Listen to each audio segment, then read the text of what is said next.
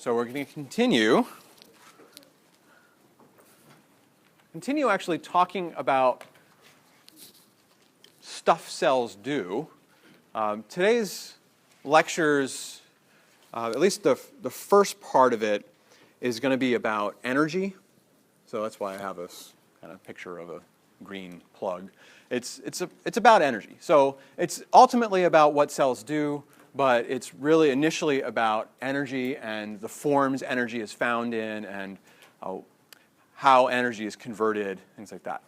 We're eventually, in the next chapter and the chapter after that, we're going to talk about two very specific processes. One is cellular respiration. It's how organisms take energy that's in the food that they consume or the food that they produce and extract it and then are able to use it to do things in their cells. And then the chapter after that is about photosynthesis. So it's about how organisms can take energy from sunlight and convert it into sugars, convert it into food sources. So this first chapter kind of is an overview of energy, and we're going to look at different types of energy and conversion of energy. And then we're going to move into talking a little bit about cell membranes. So we talked about cell parts in the last chapter. This one's going to focus on cell membranes and things moving in and out of cell membranes. We're going to talk about water balance in organisms and those kind of topics. So it's a lot about different kinds of energy. So energy in the definition form is the capacity to cause change. So things that have a lot of energy have a lot of capacity to cause change. Things that don't have any energy can't cause any change. So it's really, energy is the capacity to cause change. Energy exists in different forms, and there's really two big categories of types of energy. There's something called kinetic energy, and this is energy that's associated with motion. And then there's potential energy, which is energy that's contained in an object because it's of its location or its structure. Okay. One of the big kind of hallmarks of energy or the study of energy is the conservation of energy. Energy cannot be created or destroyed. Energy exists, and it exists in different forms. And you can actually transfer energy from one form to another. So kinetic energy can be transferred into potential energy, and potential energy can be transferred or transformed into kinetic energy. But we can't actually destroy energy, and we can't create new energy. Energy always comes from some other form of energy. Okay. So I'm going to show you in the next slide 5 different scenarios. And I want you to think about these two words, kinetic and potential energy. And I want you to pick out of this slide which one is a form of kinetic energy. So 4 of them are going to be potential energy, and other way around. 4 of them are going to be kinetic energy, and 1 of them is going to be potential energy. So pick out of this list which one is potential energy. So remember, kinetic energy is energy of motion, and potential energy is energy contained in an object because of its location or structure. And then we're going to talk a little bit more about these two types and scenarios at which one form of energy is converted into another. Okay, so here's 5 scenarios. So muscle contractions of a person mowing grass, water rushing over Niagara Falls, light flashes emitted by a firefly, molecule of glucose, and the flight of an insect foraging for food. So think about this and maybe write down somewhere, which one do you think is potential energy rather than kinetic energy?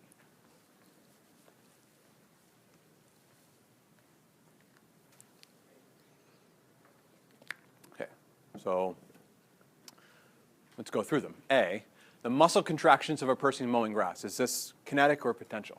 Kinetic. Okay, so kinetic, mowing grass, as you're contracting your muscles, you're moving.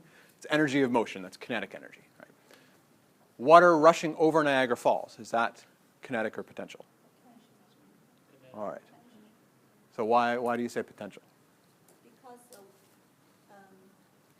Because the water actually don't have the energy. When you fall down, Okay. So is the water moving? Yeah, the moving makes Okay. the energy come up. Okay, so remember, kinetic energy is energy associated with motion, Yeah. and the water is in the process of moving. So Yeah. that's actually kinetic energy. If I had instead said water sitting at the top of Niagara Falls, that would be potential energy. So water sitting at the very top of Niagara Falls that hasn't fallen, that would be potential, but the water actually falling, in the process of falling, that is exhibiting kinetic energy. So it doesn't have to be an organic thing. It can be inorganic, but it's falling. It's actually moving, so that would be kinetic energy. Right? Light flashes emitted by a firefly. All right, that's also kinetic. It's light flashes, so light is actually a waveform and is actually a moving thing. And probably in order to create that light, there were chemical reactions, and chemical reactions involve movement of molecules. So light flashes emitted by a firefly, it has to do with movement. How about a molecule of glucose? Yeah, there you go. That's potential energy. So it doesn't have to be something that's, in a location like water at the top of Niagara Falls has potential energy. Glucose is a molecule that has potential energy based on its structure. So the reason why we like to eat things with sugar in them is that they contain energy. They contain potential energy that we will extract. Flight of an insect foraging for food, and it's also kinetic, so it's moving, right? So molecule of glucose is an example of potential energy rather than kinetic energy. Okay. So good. Do you have an idea now about the difference between kinetic and potential? Okay. It shouldn't be that complex. Sometimes it's hard to tell when you're thinking about things like chemicals. Chemicals that haven't reacted are potential energy. Chemicals that are in the process of reacting, they're exhibiting kinetic energy usually at the time. So, because the molecules are moving. Okay, so energy, I said, can be converted from one form to another. So here is just a series. You've got a diver that is standing on the top of a diving platform. They have a lot of potential energy. They are up in the air. They have potential to fall into water. They don't need to exert any energy to get into the water, so they have a fair amount of potential energy. The diver that's in the process of diving, on the right there, is exhibiting a lot of kinetic energy. It is, the diver is moving. The diver then hits the water, and their kinetic energy is converted into sound, which is kinetic energy as well. It's converted into the movement of water. It's converted into heat. There's friction between the water molecules and the body that is felt as heat as well, right? So that's a whole bunch of different kinetic energies. And now the diver has much less potential energy because they are in the water. If the diver wants to regain potential energy, they have to climb up a ladder. So they have to use kinetic energy to build up that potential energy again. And then they can jump in the water, and they are then taking that potential energy from being on the diving platform, converting it into kinetic energy of motion into the water. So you can convert kinetic energy of muscle contractions to build up potential energy of being on the platform, and then convert the potential energy of being on the platform into diving into the water, the kinetic energy of motion there. So these are energy conversions. You're converting one form to another. And this is something you do every day. And you can think about it that most of the day you spend converting the potential energy in the food you ate into kinetic energy of walking around or talking or taking notes. So all of that, everything that you do that involves motion is energy that you've converted from potential energy of food that you ate earlier in the day. So if you don't eat breakfast, then you have a lot less potential energy to do all those things that you want to accomplish that day. Right? So, and that's what we're going to get to in the next two chapters. Okay, so energy can be converted from one form to another. However, this conversion is not perfect. Every time energy is transferred or converted, some energy is lost. And it's usually lost as heat. So this is just a concept in biology. It's basically every time, and really in thermodynamics, anytime you transfer or transform energy, some of that energy is lost and it's unusable. And we call that concept entropy. Entropy is a measure of the amount of disorder in the system. And every time you go through an energy transfer, global entropy increases. Don't worry too much about the word entropy. It's a big thermodynamics word that's confusing concept, but it basically means disorder. And every time you do something, there's a little bit of disorder. And heat is actually a very common form of disorder. Heat is very unorganized energy. It's just the movement of molecules as they disperse. So the next picture, I'm going to show you some examples from your book of conversions of energy and where heat is lost in it. So we can take the example of like an automobile. So car, automobile, that's a very old term, right? So you take your car. You are taking potential energy stored in your gasoline, and you are combining gasoline with oxygen and a spark from your spark plugs, right? And that creates combustion. Combustion leads to an explosive release of energy, which drives the pistons, which drives your engine forward. And that is then converted into the kinetic energy of movement of your car, right? And the waste, which comes out the backside of your car, is carbon dioxide and water. So you've got water. There's usually water coming out of the tailpipe as well, a little bit. So you've converted potential energy into kinetic energy, and you've created a waste product. You've also generated heat. So engines, as they run, they generate a lot of heat. So you put your hand on the hood of a car after it's been running, it's going to be warm. That's one of the byproducts that's kind of unusable energy that is lost during that transaction.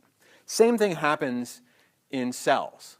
So you take glucose from the food that you eat along with oxygen that you breathe in, and you use cellular respiration, which we'll talk about later on in the course, to convert that potential energy into another form of potential energy called ATP. We're going to talk about that in a minute. And that drives cellular work. So that drives muscle contraction. That drives transportation of proteins. It drives protein synthesis. It drives everything that goes on inside of your cells. Waste products from cellular respiration are carbon dioxide, which you breathe out, and water, which you also do breathe out at times. And you also generate heat. So you may notice this when you eat. Sometimes you get a little warm, right? It warms you up a bit.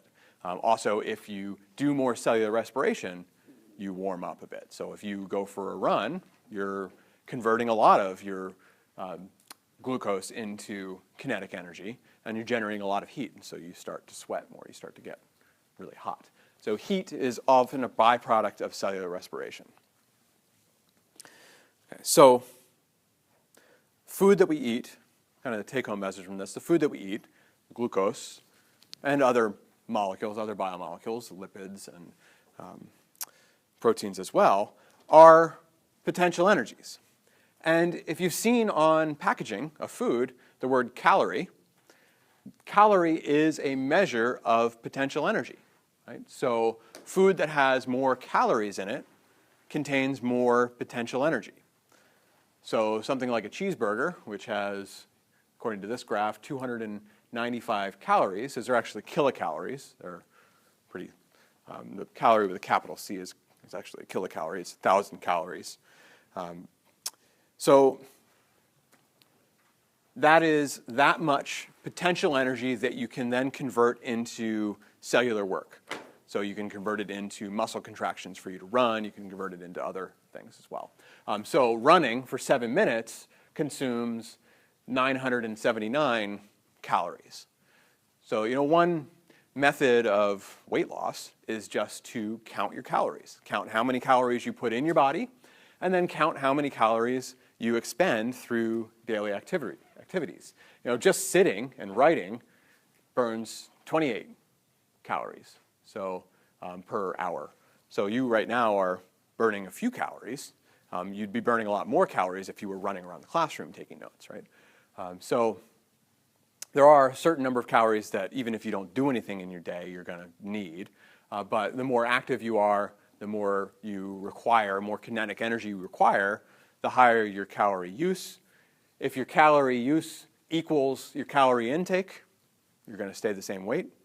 If your calorie use exceeds your calorie intake, you're going to lose weight because you're going to tap into some of the stored calories that your body has. If you consume more than you burn throughout the day, you're going to store some of that extra because your body is thinking, well, maybe tomorrow I'll need these, so I'm going to store it for later. So it's really as simple as that.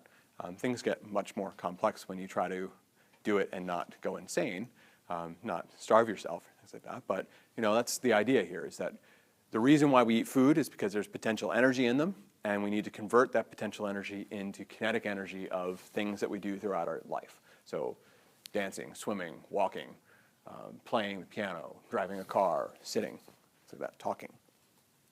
Okay. So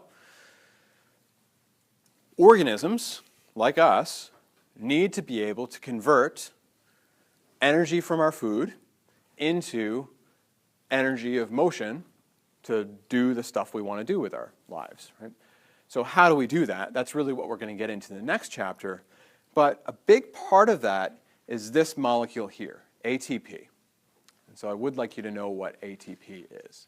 ATP, or adenosine triphosphate, is a molecule that can store energy released from digestion and then supply energy for cellular reactions.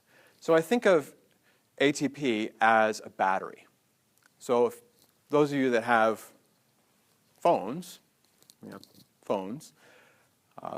you plug your phone in at night, perhaps, charge it up, so you can then walk around with it and not have to have it plugged in all day. So the thing that allows you to do that is a battery. I know there was a silly commercial, I don't even remember what it was for. Hopefully it was for batteries, because that's what it makes me think of, but where there was a whole bunch of people doing things with like phones and various devices that have batteries, and they had like lawnmower engines attached to them, and they'd get a phone call and they'd start up the engine on the back of their phone, and then they'd start talking on their phone. And because they needed to generate energy right at the source of where their phone was. So we have batteries in our mobile devices, so we don't have to be plugged into where that energy source comes in. You don't have to have an engine running or a generator running. You don't even have to be plugged into an outlet, which is ultimately connected back to some power generator. You can be walking around all day using that stored up energy. This is the same idea with ATP. So your cells will extract energy from your food sources, and then you'll need to apply energy to do something, but you don't want to have to do those at the same time. You don't want to, as you're running, to have to be constantly eating, right, all the time. You don't want to, just have to, because otherwise you'd have to be eating 24 hours a day, like always supplying yourself with food so you can constantly be breaking it down. Instead, you want to be able to digest the food, have a simplified process for converting that food into a usable energy source that you can store, and then you can use that to drive forward reactions. And what does that is ATP. We are going to talk about the process of cellular respiration, which is going to be converting our food into ATP. And then ATP is going to be used by different components in your body that need energy to do processes. So they act just like a battery. They link together the digestion process with the cellular work process. Okay. So just kind of another slide that says almost the same thing. ATP is generated by the breakdown of organic molecules, or food. When ATP is then broken down itself, energy is released. And that energy can be used to power processes like movement, transport, chemical reactions, etc. So here's kind of a graphic here. You've got an energy bar that your body then extracts the energy from the molecules within that energy bar, converts that energy into ATP. ATP is then used to drive muscle contractions to allow you to ride a bike. ATP is converted into some form called ADP, and ADP is like a discharge battery. It's so adenosine triphosphate versus adenosine diphosphate, which means it's lost one phosphate. ADP can then be converted back into ATP by breakdown of more food. So this is what your body is doing right now. You may have eaten lunch recently. Your body is converting whatever you ate for lunch or whatever you're snacking on now into ATP.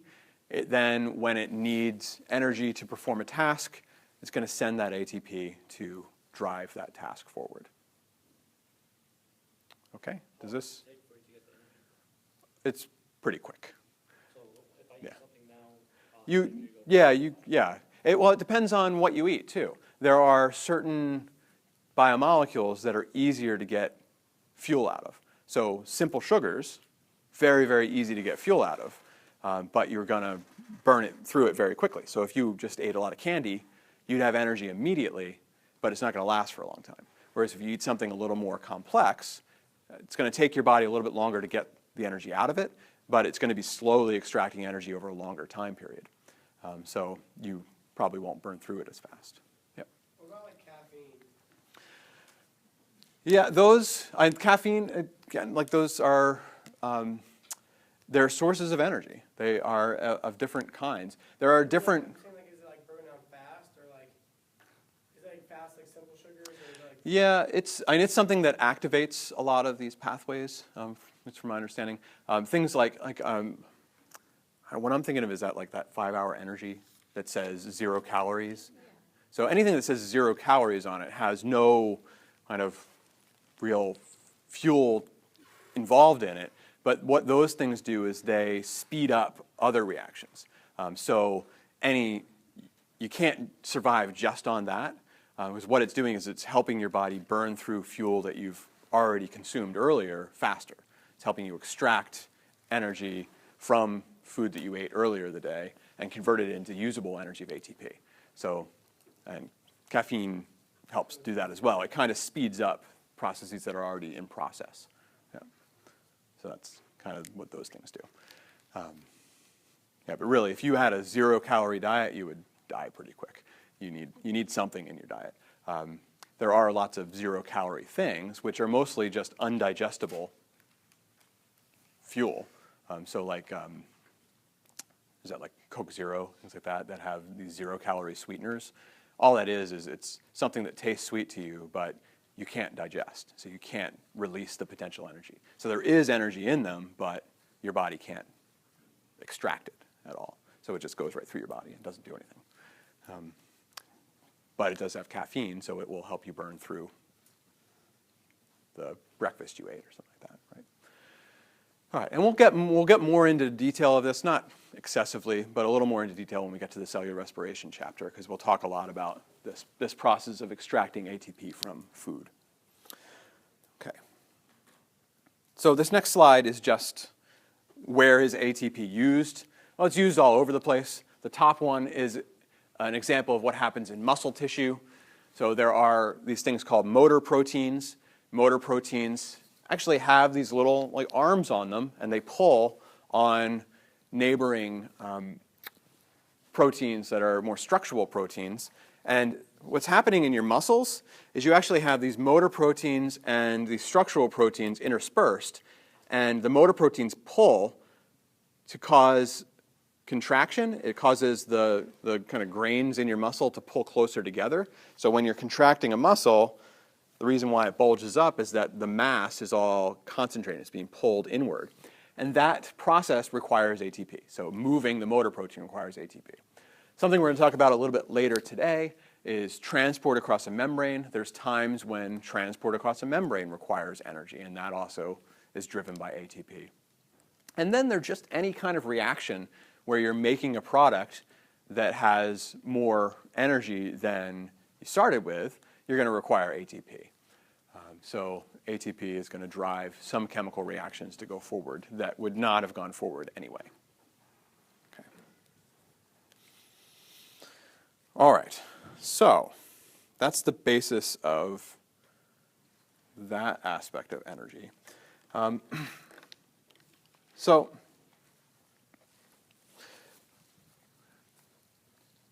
reactions, any kind of reaction that goes on inside of an organism can occur in one of two directions in terms of energy. There are reactions that release energy, or there are reactions that require energy.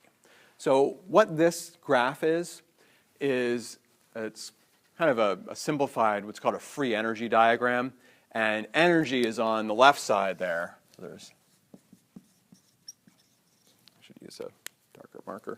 So you've got energy here.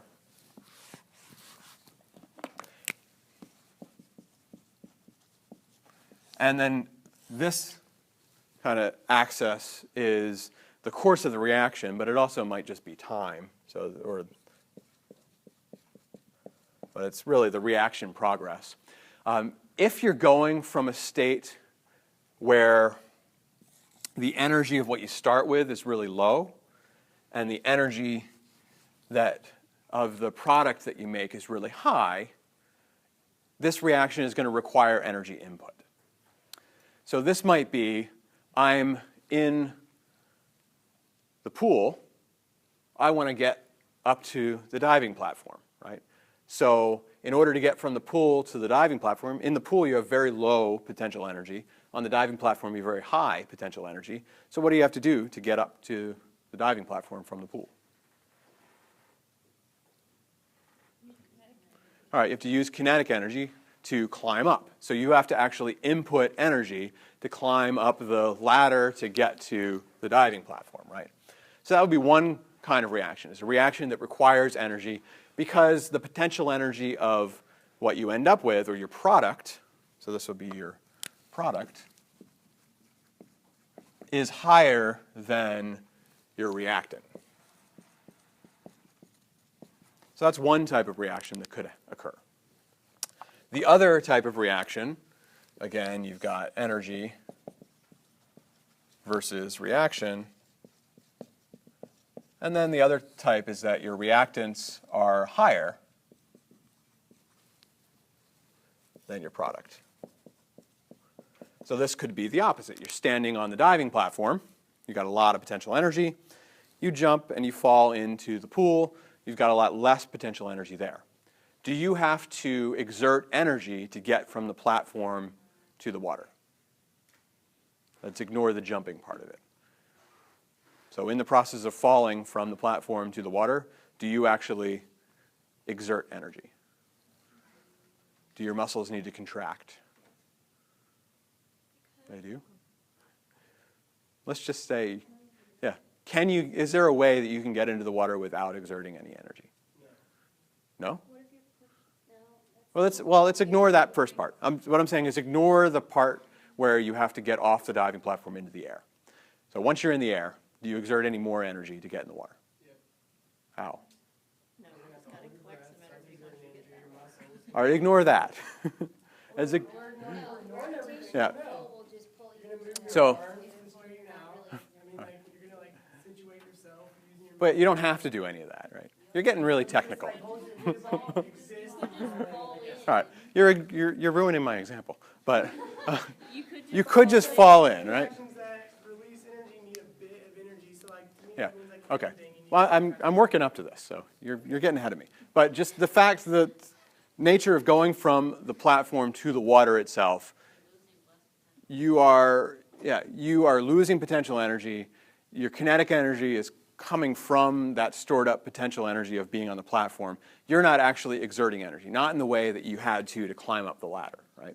So it's, yes, you're still breathing. Yes, you're still doing a bunch of other stuff, but ignoring those kind of life-sustaining properties, physically going from the platform to the water, you don't have to exert energy. Gravity does that for you, right? That's where I'm getting at. You have something on that? All right. Yeah, so, all right. get technical once I get to the next part. All right. So this kind of reaction does not require energy input. That's what I'm getting. This kind of reaction requires energy input. This one does not. However, in order for reactions like this to go forward, they do often require a bit of energy to get started. And that's what's called activation energy. So for the diver, that activation energy would be stepping forward or jumping off the platform. Or if someone pushed them, it would be the energy supplied by that person pushing them off the platform, right? So that is the activation energy, is, in this example, is getting going. For a lot of chemical reactions, that activation energy is the process of breaking the first bond, right? Or bringing the molecules together into the right orientation. Okay. So activation energy is energy required to get a reaction to go forward. Right? So, diver on a platform requires a little bit of energy to get going. Once they get going, they can fall into the water without really much energy. What if I was to cover the diving platform in grease? Would it be easier for them to fall in the water or harder for them to fall in the water? Really easier, right? It's going to take less energy for them to end up falling into the water, right? That grease, in this example, would be something we call an enzyme. Enzymes speed up reactions by lowering the amount of energy needed to get a reaction started. So they're also called catalysts. Catalyst is any substance that speeds up a reaction. So although this reaction requires an activation energy to get going, with an enzyme, there's less energy that's needed.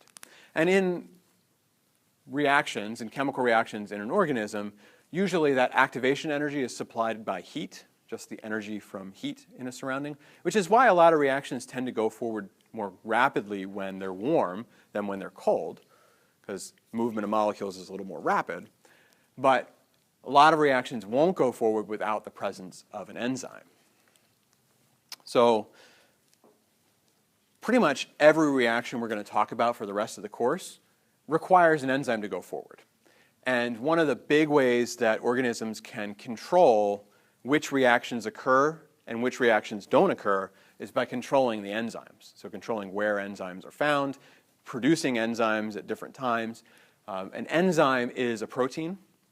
So enzymes are proteins. They're going to follow all the same rules that proteins follow. They're going to have structure based on hydrogen bonds, things like that. But, So what's the difference between a catalyst and an enzyme? it's this, enzymes are catalysts.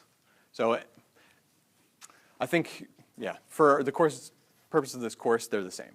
An enzyme is a type of catalyst. There are other things that speed up reactions besides enzymes, but for us, we're really only going to be talking about enzymes as catalysts. So catalyst is anything that speeds up a reaction. Enzymes, which I don't know how much I want to get into, but enzymes do it by not by changing the reaction. So there's some things that will speed up reactions by changing what reaction is occurring. Enzymes don't change a reaction, they just make it occur more rapidly. So they will not change the reactant, they won't change the products. Okay. So when you hear the word enzyme, think about energy and this activation energy barrier being lowered. Okay. Let's see where we are. Okay. So the rest of today, so this will help us kind of when we get to the next chapter and we start looking a little more detail on certain reactions. We're going to talk about enzymes that control those reactions. So the rest of today, I want to talk a little more about the plasma membrane. There's really any plasma membrane in a cell, but a lot of times we're talking about the outside membrane, so the membrane on the surface of a cell. There's a lot going on the surface of a cell. Plasma membranes need to regulate what goes in and what goes out of a cell.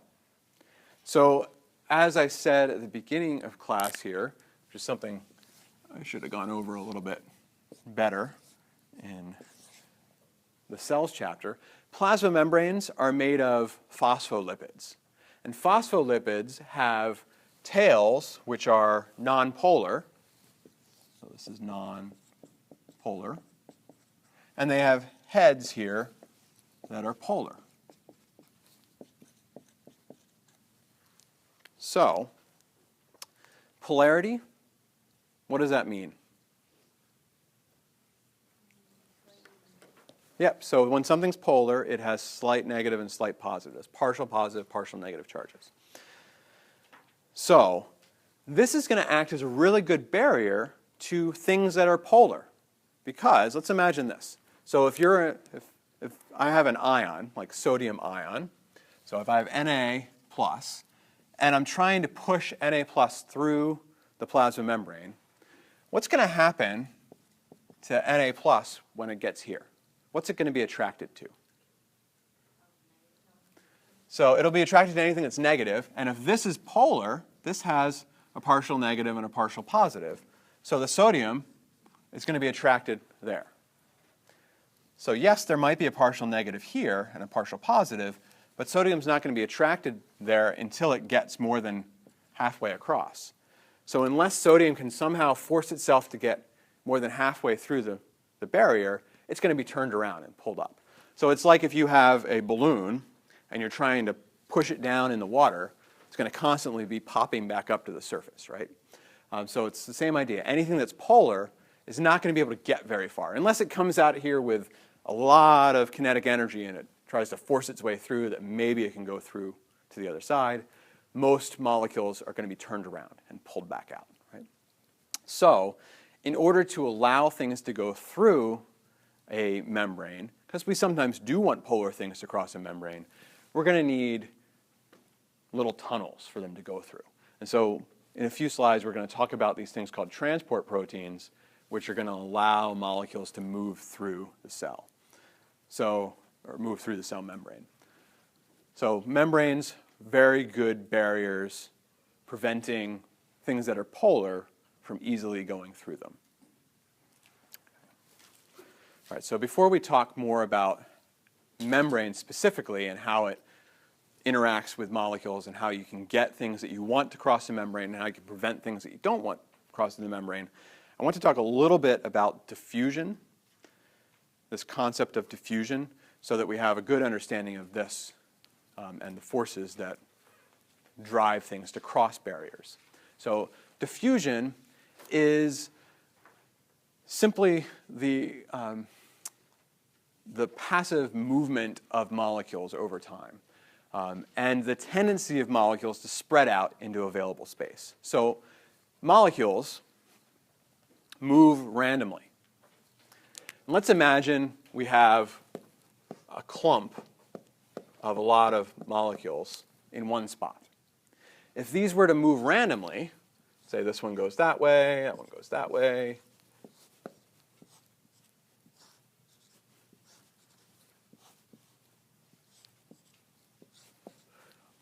are these molecules getting closer together, or are they getting further apart? All right, so I just randomly drew arrows on there. And in general, like some of them are moving in the same direction, but in general, they're getting further apart. And this happens. If you were to all clump up really closely together and close your eyes and just randomly move, you're not going to get closer together. You're going to spread out. And this is what molecules do. They tend to spread out into available space. Because of this, molecules tend to move from areas where they're concentrated into areas where they're not so highly concentrated. And this is called diffusion. And we usually talk about net movement, so that's the overall movement, rather than the movement of individual molecules. Because individual molecules can go any direction at all, but we're interested in the overall movement of all molecules. So if we have a situation where we have this red dye on one side of a barrier, and the barrier has some openings in it that allow dye to pass through, over time, that dye is going to move to the right until there's an equal amount of dye on both sides, right? And that's called equilibrium. So dye is going to diffuse across that barrier until it's equaled out on both sides. So, same thing happens in cells and on cell membranes. Cell membranes, things will move from the side of the cell membrane where they're really highly concentrated to the side where they're less highly concentrated. So some molecules can freely move across the membrane. These are things that are non-polar, that don't have charges on them. And they're going to diffuse from the side where there's more of them to the side where there's less of them. Some molecules that are polar can't easily go through the membrane, so they're going to diffuse across the membrane, but only if there is a channel for them to go through, like a protein here. So simple diffusion is when molecules pass freely across the membrane from high concentration to low concentration. Facilitated diffusion is when the molecules require protein channels to help them cross the membrane. So if this was my plasma membrane here, and I had a lot of Na plus on this side and not very much on this side, as long as I had a protein that had a channel to allow sodium to go through, which direction is sodium going to diffuse? Is it going to go up or down from here? I got a lot down here, not very much up here. Which way is it going to go? Up, yeah. So sodium's going to diffuse that way until I have an equal concentration of sodium on both sides. So simple diffusion would occur without transport proteins. Facilitated diffusion is the same thing with transport proteins. Both of them occur without any energy input. It's the diffusion of molecules from one side to the other. Okay, so let me show you another scenario. So here's a barrier. And I'm going to put some water on both sides here.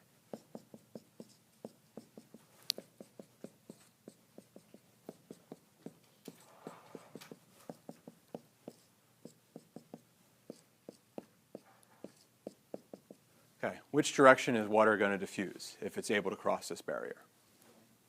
It's going to go this way, right? Until I now have an equal amount of water on both sides, right? Okay, so now we've reached equilibrium. There's no more diffusion.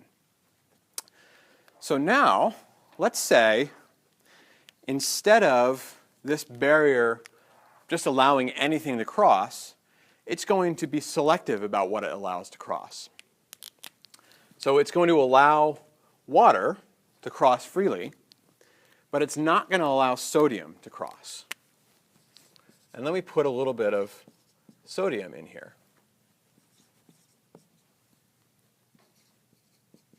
Okay. So sodium is unequal, but it's not allowed to cross. If sodium was able to cross, some sodium would diffuse this way. What do you think happens between water molecule and a sodium molecule? So what do we know about water? Okay, it's going to stick together because water is polar and sodium is ionic. So the negative charge on this oxygen is going to attract to the positive charge on the sodium molecule. So these water molecules are now linked to sodium, and sodium can't cross the membrane. Do you think there'll be any movement of water across this membrane?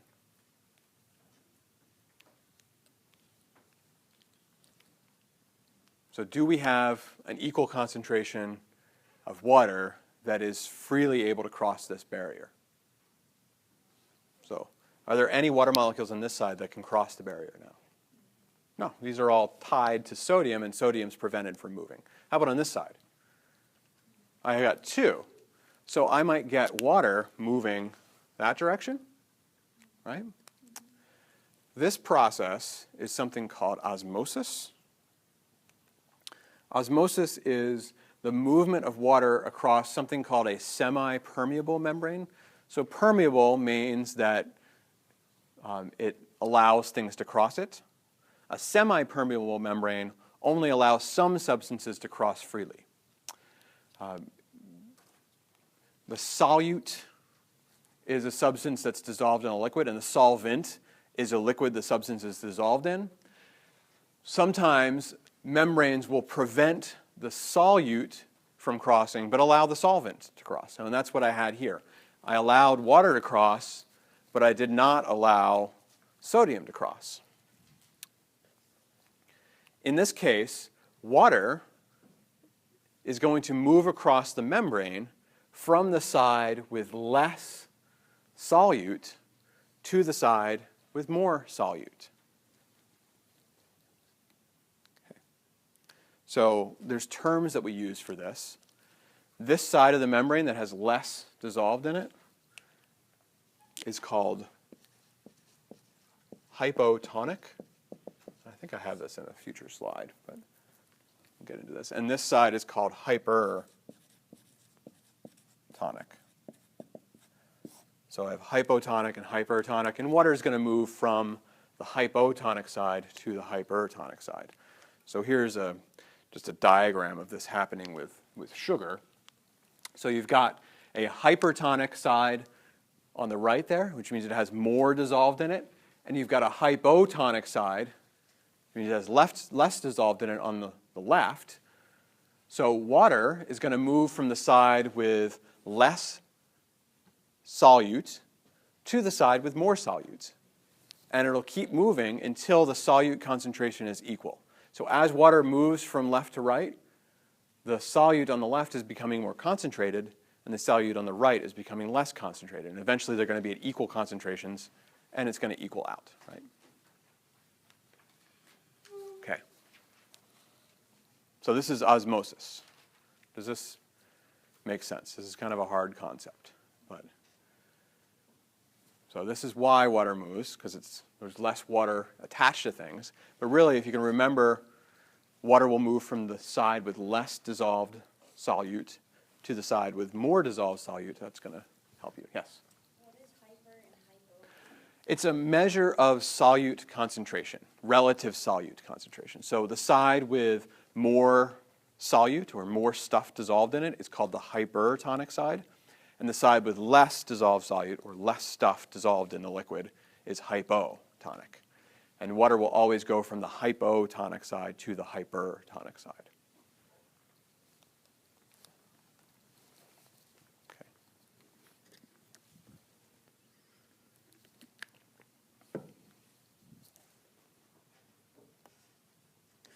All right, so why do we care about this? Well, let's think about this question. And I'll draw this on the board, and we'll kind of do this as a class. So let's say you have a marine algal cell. So I've got a cell here, marine algae. So it typically lives in salt water. And I take it out of the salt water, and I put it into fresh water. What's going to happen to that cell? Is it going to lose water? Is it going to stay the same, or is it going to gain water? Do you think it's going to stay the same? Probably not, or I wouldn't be asking you this question, right? So how many people think it's going to lose water? If you don't know, you can just not raise your hand, I guess. But we got one person that's going to lose water. How many people think it's going to absorb water and gain? You got 1, 2, 3 votes for that? All right, so let's see. Let's think this through. What do you think the concentration of salt inside that cell is? Think it's high or low? Why do you think it's high? Oh, it grows in salt water. So if it had a drastically different concentration of salt than the area it grew in, it would be constantly gaining or losing water, right? So it probably has a similar concentration of salt as the area that it grew in. So it probably has a fair amount of salt inside of it.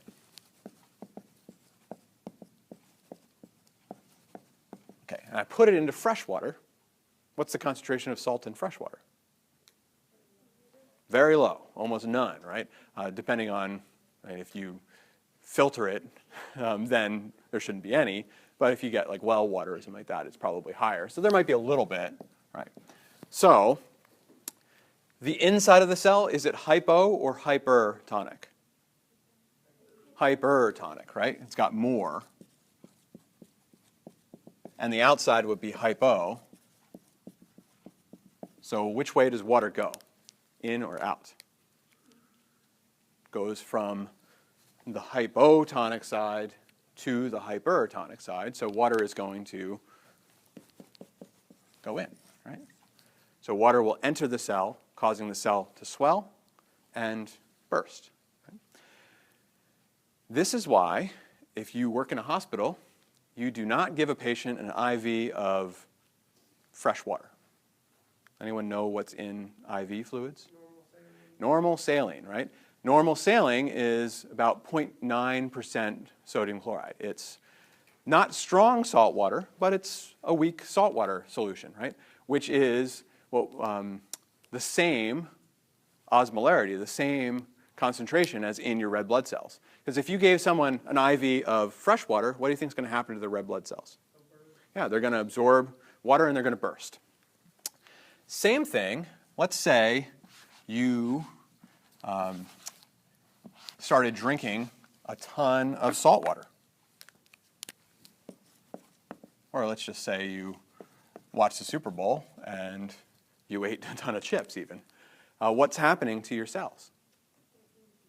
Yeah, the water from your cells, which are now hypotonic, is flowing out. And so you're feeling dehydrated. So what happens? What do you do to compensate for that? You drink a ton of water, right? So you get really thirsty, and you drink a ton of water. At the same time, your cells are pumping salts into them to keep them from shriveling up. So really, the take-home message here is that, all right, so it would absorb water and increase in volume. So cell survival depends on this. If you have a red blood cell, it's normal when it's in something called an isotonic solution, which means it's at the same tonicity inside and outside. If the cell is put into a hypotonic solution, like fresh water, or you put an IV of fresh water, your red blood cell is going to absorb water and burst. If you were to put it in a hypertonic solution, so like salt water, the cell would lose water and shrivel up. And this is why you eat very, very salty food, you start feeling thirsty, because your body is trying to tell you, dilute out that salt, add a lot more water so that all of your cells don't lose water. Right?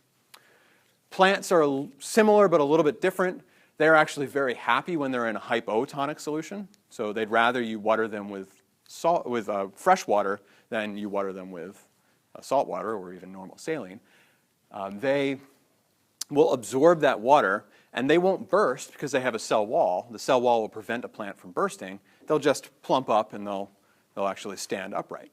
Right, so if you, this is what they do in grocery stores to make their produce look really fresh, is they spritz them with fresh water, and that water is then absorbed by the plants and they perk up.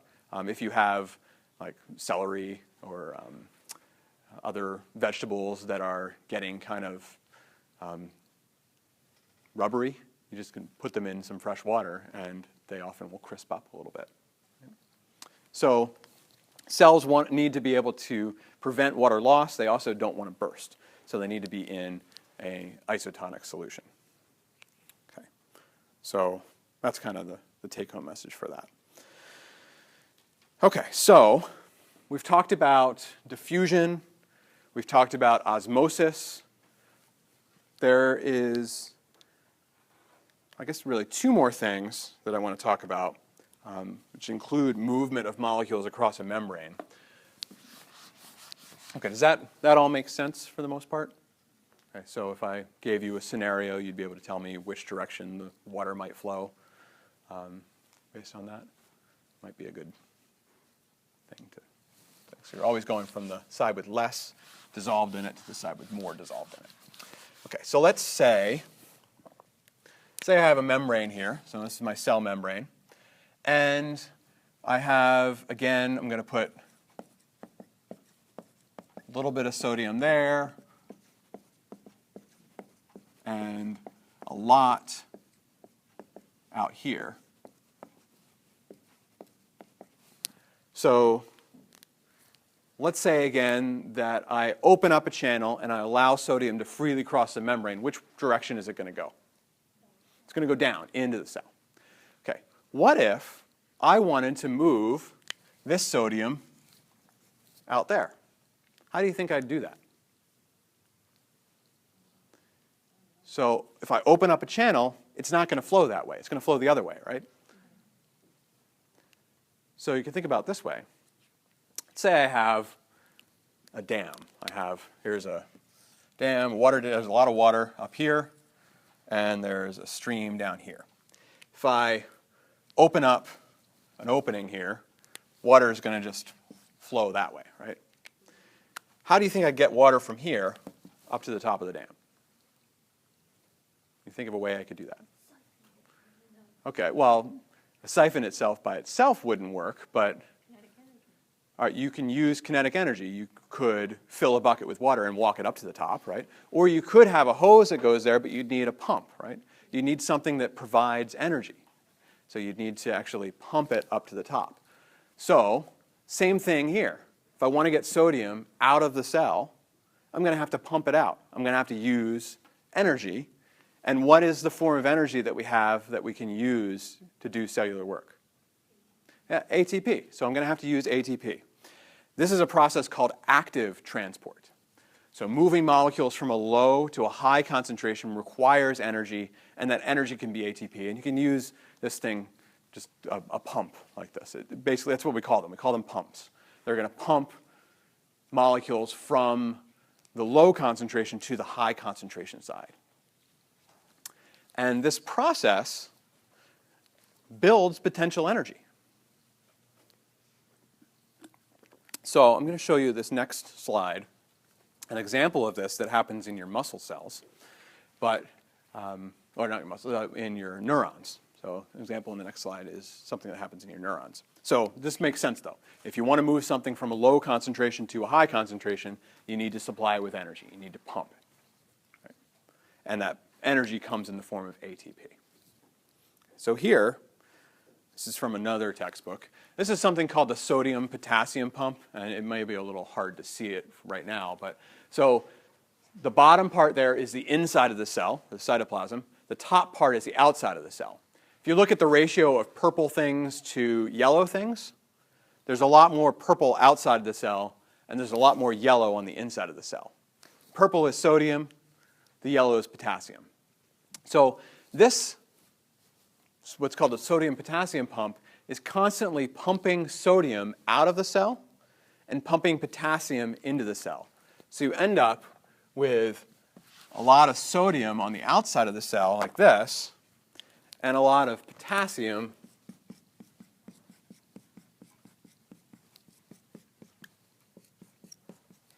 on the inside of the cell, like this, right? Okay. When your neurons fire, what they'll do is they'll open a channel.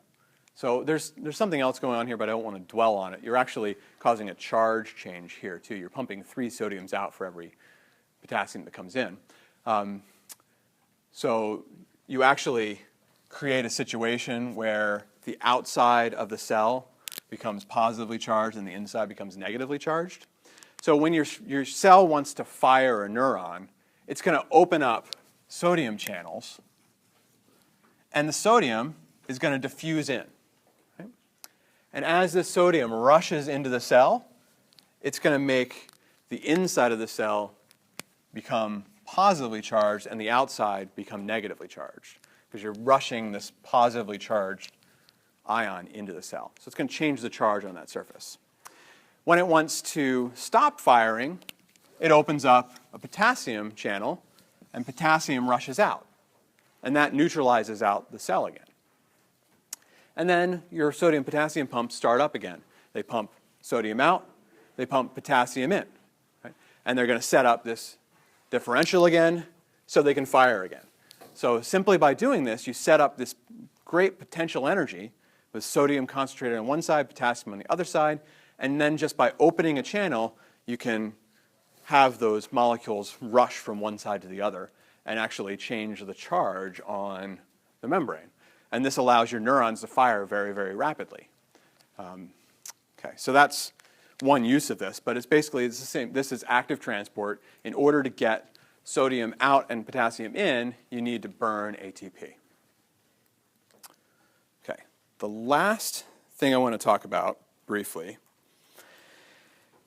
is we've been really concentrating on very small things. So ions, sodium, potassium, on small molecules like water, H2O.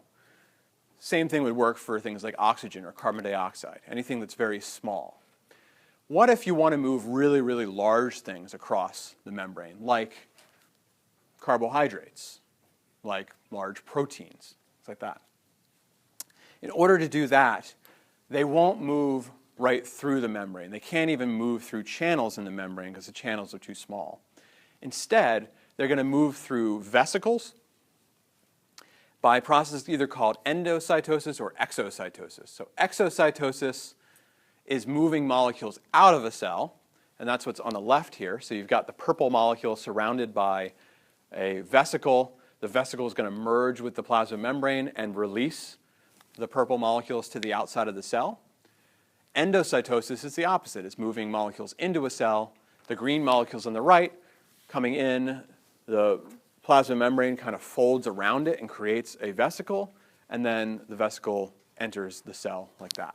So this is how your cells bring in large biomolecules from like your bloodstream.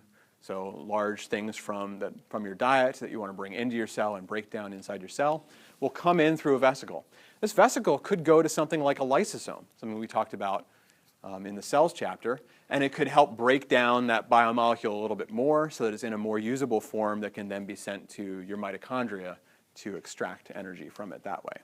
So large stuff moves in and out of a cell through exocytosis and endocytosis. Okay, so kind of to sum up, this is a big chapter with a lot of different ideas in it. It's an introduction to energy. We want to talk about potential and kinetic energy because in the next chapter, when we start talking about cellular respiration, we're going to look at converting potential energy from one form to another, which will generate that ATP, which can be used to drive kinetic processes like pumping ions across a membrane or contracting muscles and things like that. Yep. Question, so with like the sodium and potassium, Mm-hmm. with the cells always moving and keeping energy flowing, is there ever an equilibrium that would cause that? In things like your neurons, not really.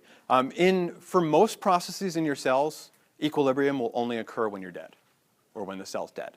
Because as soon as they're at equilibrium, there's no potential for change, right? So they're constantly wanting to set up cases where there's disequilibrium so they can drive something forward. So it would only briefly occur after both of those channels have opened. Immediately they'll close and they'll start pumping to set up that imbalance again. Yeah, that's a good question though. But that's kind of a hallmark of life, is that it's always out of equilibrium until everything stops. Right? Okay. Yeah. So we talked about energy. We talked about transport across a membrane in terms of diffusion, in terms of osmosis, and then in terms of exocytosis and endocytosis. So really, hopefully that will set you up now for the next chapter, because all of these concepts are going to play a role in cellular respiration. We're going to talk about reactions that are used to break down carbohydrates like glucose and release the energy that's found in them. Those reactions include pumping molecules across a membrane to set up a concentration gradient, which eventually leads to diffusion across a membrane, which generates energy to drive forward a chemical reaction to power, which is catalyzed by enzymes. So we're going to everything we learned in this chapter is going to come back again, and so hopefully you're at least familiar with all the terms, so when we start talking about cellular respiration, you'll have a general idea of what's going on. Okay, so that's it for today.